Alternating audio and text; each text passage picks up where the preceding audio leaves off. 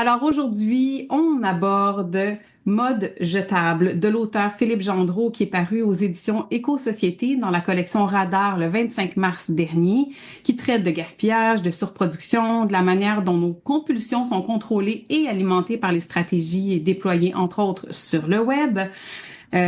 Donc, Philippe, bonjour déjà. Bonjour Maude. Merci d'être là. Donc, tu es également l'auteur du livre GAFAM, le monstre à cinq têtes, qui est paru en 2023 chez le même éditeur. Tu enseignes à des adolescents depuis plus de 30 ans, un cours d'éducation aux médias que tu as créé toi-même Mhm. afin d'aiguiser le sens critique de tes élèves vis-à-vis l'omniprésence et l'influence des médias de masse. Exact. Aujourd'hui, donc, avec ce livre Mode jetable, il y a eu une introduction aussi de tout ce volet de la publicité du marketing, mais relatif davantage à la mode. Euh, Exact. donc, si je peux me permettre, dans l'introduction ou même avant l'introduction, tu abordes d'entrée de jeu la tragédie du Rana Plaza qui s'est effondrée il y a 12 ans maintenant sur des milliers de femmes et d'enfants.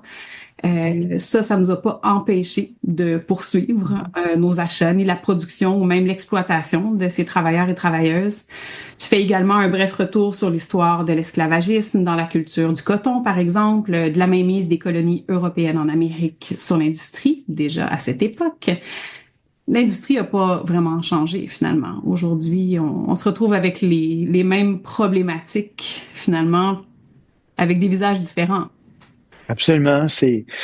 Dans le fond, c'est que le vêtement, on peut le produire à des coûts qui nous permettent d'en produire autant quand il y a de l'exploitation. Ça veut dire que tous les mécanismes historiques qu'on connaît se sont perfectionnés, se sont modifiés pour satisfaire vraiment des entreprises tellement plus importantes qu'autrefois. Fait, comment imaginer que les choses se sont améliorées alors que les machines qui sont derrière cette industrie-là sont encore plus grandes, c'est des mastodontes, là. Il y a plus de mots pour les décrire quand on pense justement aux entreprises chinoises qui sont en mesure de vendre puis de produire à un rythme jamais égalé dans l'histoire.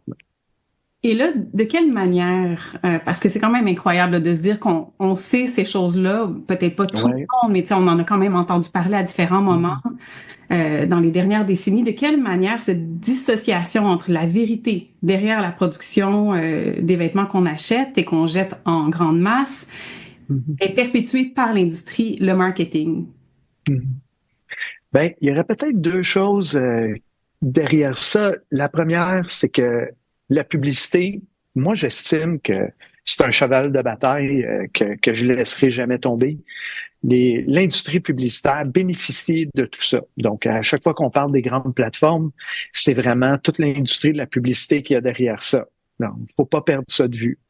Donc, ces grandes entreprises-là qui carburent à la publicité, qui font des profits extraordinaires avec la publicité, favorisent la mise en place de mécanismes pour étourdir le consommateur. Hmm. On est étourdi. Puis, encore une fois, comme tu disais, on n'a même plus besoin de l'expliquer parce qu'on le sait qu'on est étourdi continuellement. L'information maintenant sert à attirer notre attention sur la publicité. Puis je dis, maintenant, c'était comme ça dans les premiers magazines, puis c'est comme ça maintenant sur Internet.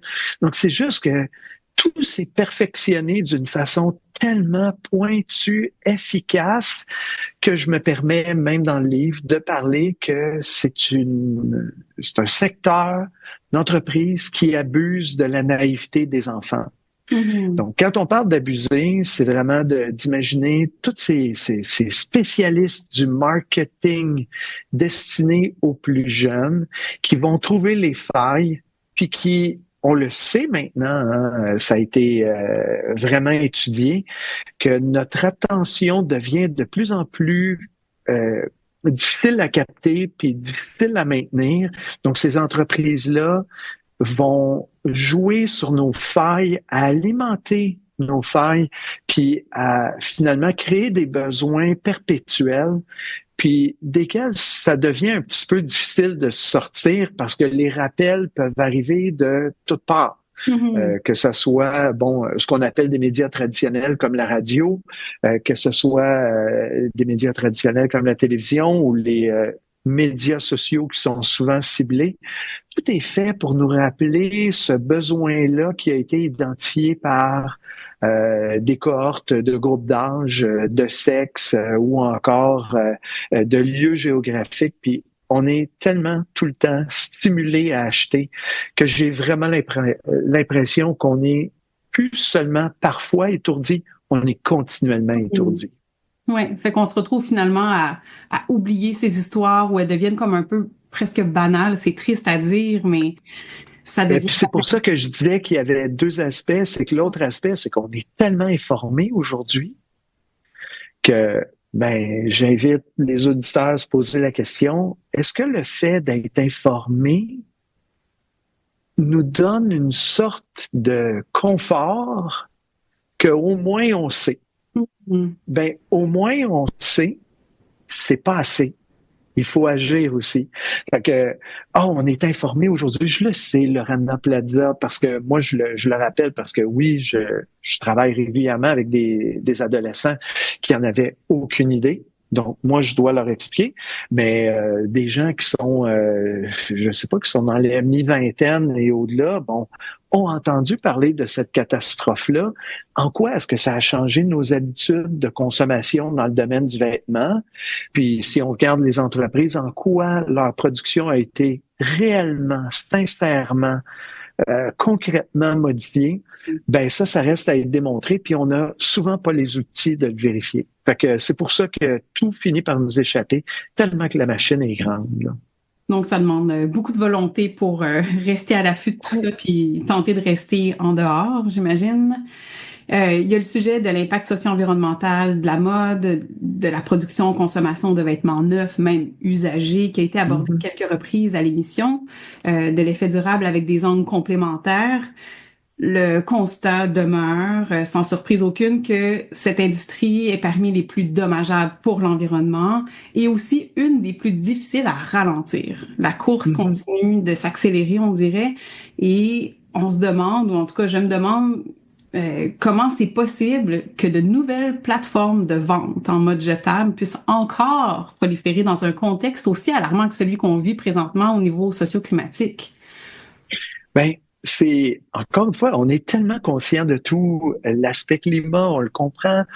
Je pense pas que j'ai besoin d'expliquer à personne que le transport de ces marchandises-là peut être dommageable pour l'environnement, que la production des vêtements, l'énergie employée, la surproduction, la surconsommation, tout est tellement connu.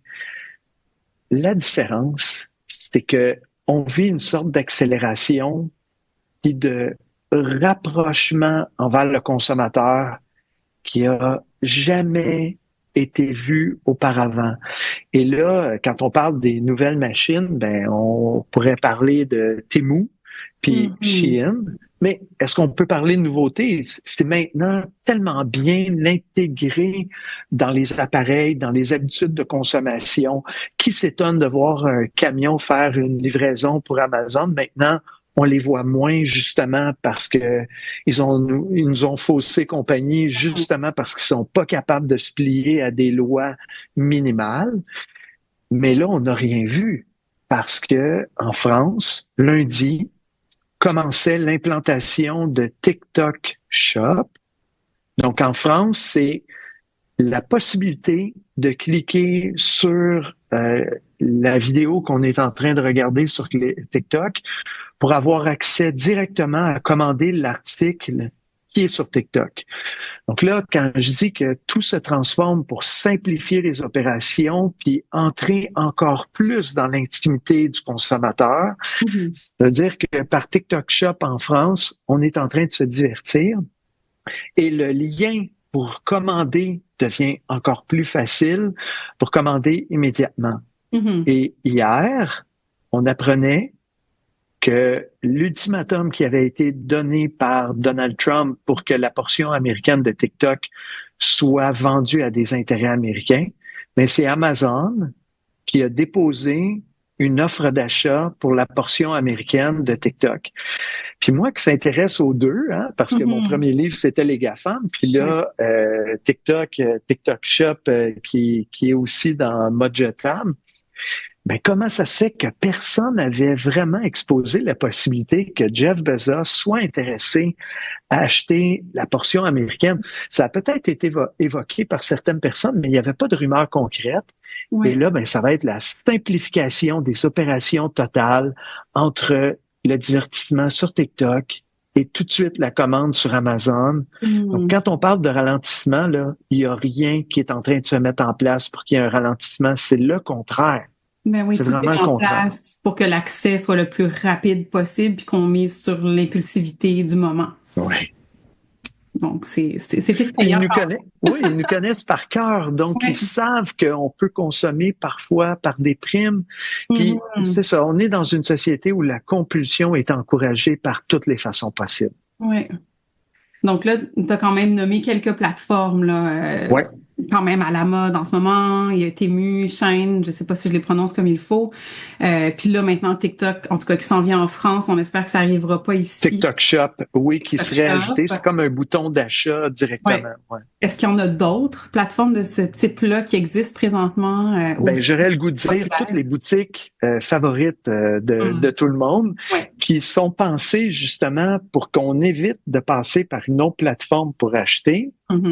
Donc, il faut simplifier les achats le plus possible. C'est pour ça que Temu préfère qu'on achète sur sa plateforme que de passer par d'autres accès pour acheter le même item, parce que pendant, évidemment, qu'on est en train de se promener ou de jouer sur les jeux qu'ils mettent sur leur plateforme, ben ils accumulent des données qu'ils revendent. C'est pour ça qu'on sait que Shein, parce qu'on entend Shein, il semblerait que c'est Shein qu'il faut dire, mais ces plateformes-là, ce qu'ils veulent, c'est accumuler des données pour faire de l'argent avec les données et parfois même vendre des vêtements en deçà de leur prix coûtant parce qu'ils font de l'argent avec les données qu'ils accumulent sur nous. C'est des informations ultra importantes et essentielles. Intimes.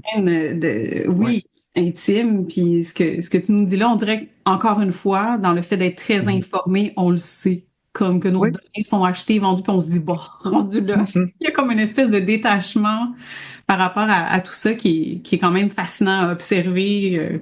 Inquiétant, parce que c'est comme si on a banalisé, dans une conférence que je donne sur les GAFAM, je relate que ça a déjà été évoqué que nos données devraient avoir la même valeur que notre sang. Donc, personne nous prendrait notre sang sans notre consentement. Comment ça se fait qu'il a été implanté que nos données peuvent être partagées sans jamais réquisitionner un véritable consentement de notre part? J'imagine qu'on peut avoir peu d'espoir qu'un jour ce soit légiféré et puis qu'on s'en sorte rendu là en même temps, c'est ça. C'est que les politiciens se servent de ces données-là pour se faire réélire.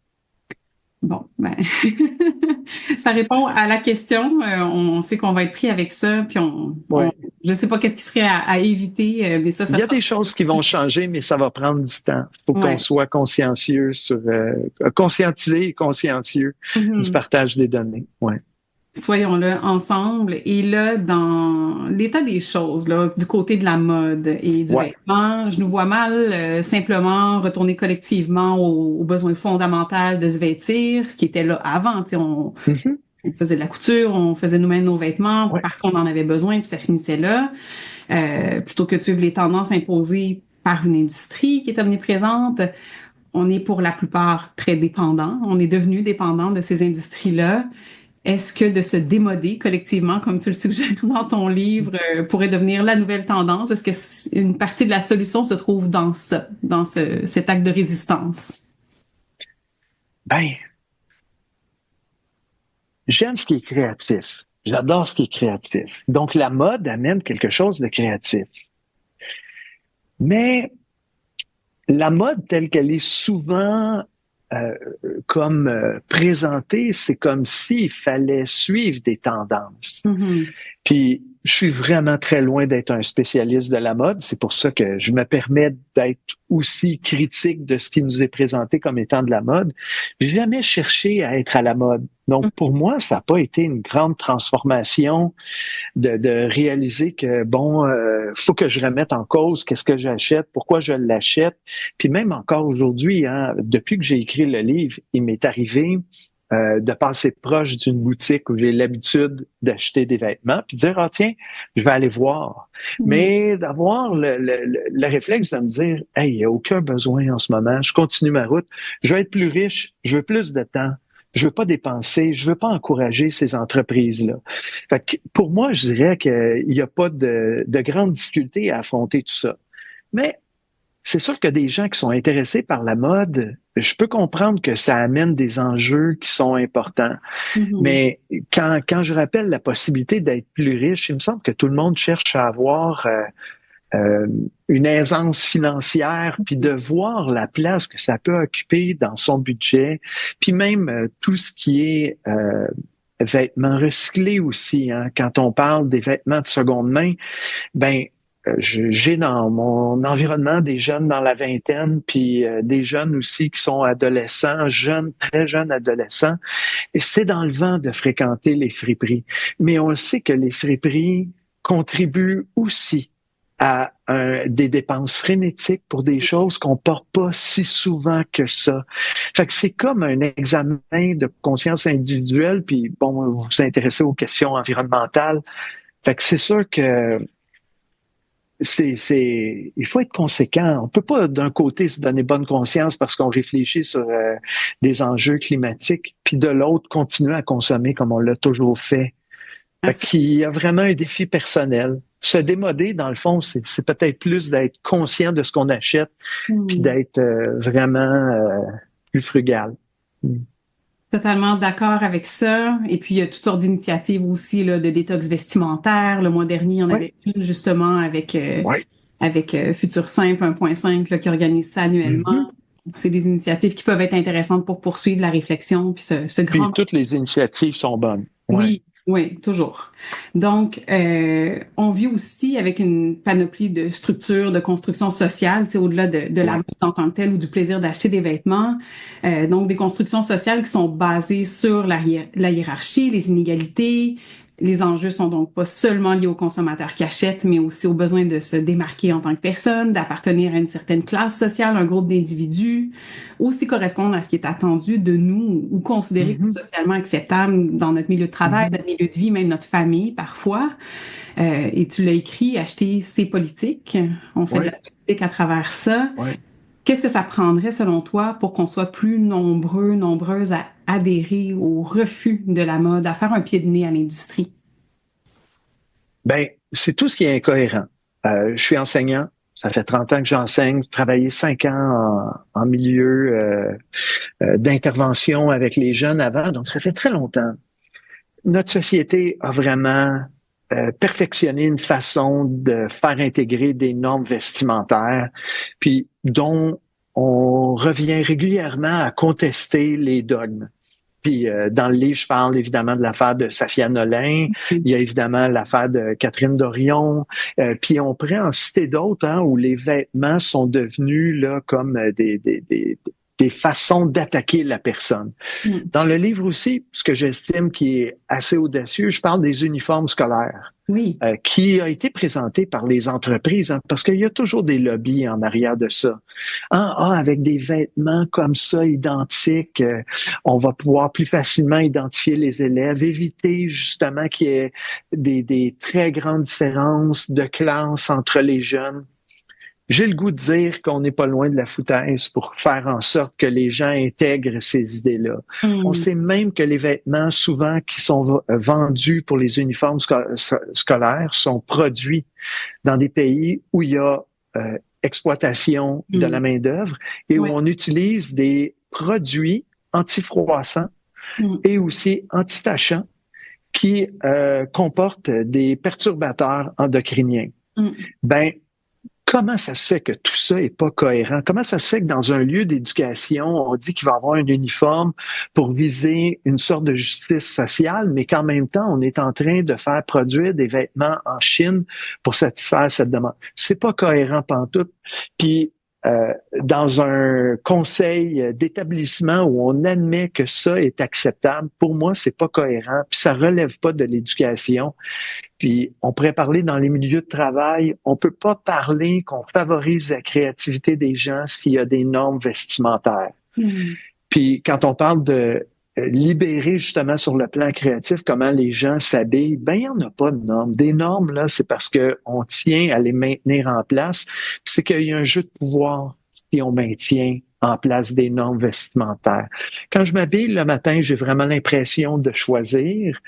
J'ai pas un choix qui est monumental, mais j'ai un choix qui me correspond puis dans lequel je suis confortable. Mais j'ai pas l'impression de répondre à des normes en tant qu'enseignant. Je m'estime chanceux. Si j'étais dans un bureau de comptable, un bureau d'avocat, je serais confronté à des enjeux différents. Mais moi, je pense que les générations en ce moment qui remettent en cause plein de dogmes vont aussi finir par s'attaquer à tout ce qui est dogme vestimentaire.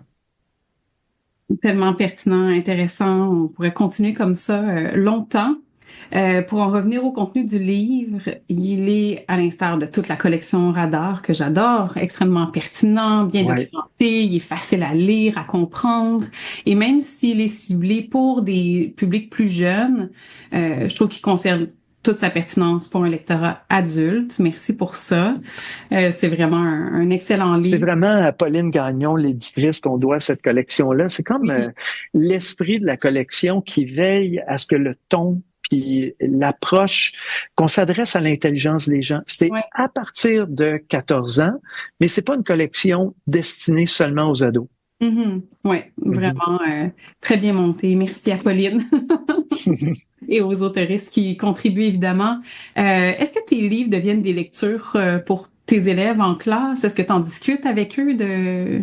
Je sais que tu discutes de certains contenus, mais est-ce que les livres deviennent comme, pas une lecture obligatoire, mais suggérée, disons? Non. Je le fais pas, ça. Autant le premier GAFAM que le deuxième, c'est comme si j'ai choisi l'approche. Je leur dis que j'ai publié un livre quand il sort, parce que les ados aiment pas qu'on en parle trop. Hein. C'est comme si faut pas trop mettre l'accent parce que ils vont pas aimer ça. C'est comme s'ils associent ça à une forme de prétention. Fait que c'est pour ça que ma façon, mon approche, c'est de dire, oui, j'ai sorti ça sur cette thématique-là, puis vous allez me reconnaître là-dedans parce que dans le cours que tu racontais tantôt que j'ai développé il y a 20 ans, éthique et médias, où je réfléchis sur les enjeux de l'influence des médias, je parle de publicité.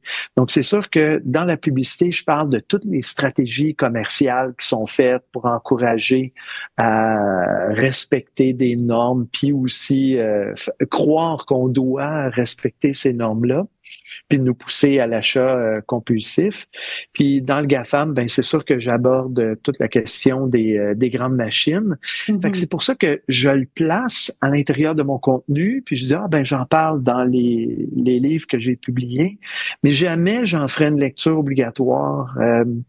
On dirait que juste de parler qu'il faut lire un chapitre, on peut tuer déjà en partant l'intérêt. Puis je préfère passer par écoutez, là, je vous en ai parlé un peu, mais si vous avez le goût de pousser un peu plus loin, c'est sûr que dans le livre, c'est quelque chose que je parlais, mais je fais même rarement un commentaire comme ça. C'est comme si je leur dis, vous reconnaissez mes intérêts là-dedans, ce qui fait référence au livre que j'ai pu publier. Ouais. Eh bien, Philippe Gendreau, un grand merci d'être passé à l'émission aujourd'hui. Merci Maude. Vraiment, je crois en CIBL. Très fort. Fait que pour moi, de me retrouver en ondes sur une radio que j'ai beaucoup écoutée plus jeune, que j'écoute peut-être parfois moins souvent parce que j'écoute moins de radio, parce que je me rends au travail à vélo. Donc, c'est ce qui explique cela. Ouais. C'est une excellente raison. Et puis maintenant, tout est disponible en balado après. Donc, parfait, ça. Tout est disponible en rattrapage. Donc, je le rappelle, le livre Mode jetable aux éditions Éco-Société dans la collection Radar. Allez acheter ça et pourquoi pas vous procurer du même coup le livre GAFAM. Un petit 2 pour 1, hein, ça serait pas mal. Alors, merci beaucoup, Philippe Gendreau, encore une fois, d'être passé à l'émission et une excellente journée à toi. Merci, Maude. J'en profite pour aborder quelques statistiques là, qui étaient au cœur du livre et que j'aurais aimé, lire pendant cette entrevue avec Philippe Gendreau. Donc, pour produire 1 kilo de coton, ça prend 20 000 litres d'eau. C'est un peu difficile à imaginer, mais il faut 2 700 litres pour produire un T-shirt, soit l'équivalent de 70 douches ou la quantité d'eau qu'une personne boira pendant 900 jours. Donc, je sais que les chiffres, ça peut parfois être écrasant ou avoir comme l'effet inverse là, au moment de consommer, mais des fois, il y a tu sais, ça peut peut-être susciter la petite alarme là, avant d'acheter un nouveau T-shirt ou un nouvel élément. Est-ce que j'en ai vraiment besoin? Est-ce que j'en ai chez moi que je peux réparer à la place? Peut-être des questions comme ça. Et aussi, l'industrie textile est responsable de 10 % des microplastiques présents dans les océans. Chaque année, les contaminants de l'industrie représentent l'équivalent de la pollution produite par 50 milliards de bouteilles de plastique. Ça, c'est toutes les microparticules, les nanoparticules qui s'échappent de nos vêtements et qui se retrouvent dans les océans. Donc, voilà, pour quelques données là, qui se trouvent dans le cœur du livre, vraiment, encore une fois, je le recommande chaudement, ainsi que toute la collection Radar qui est fabuleuse.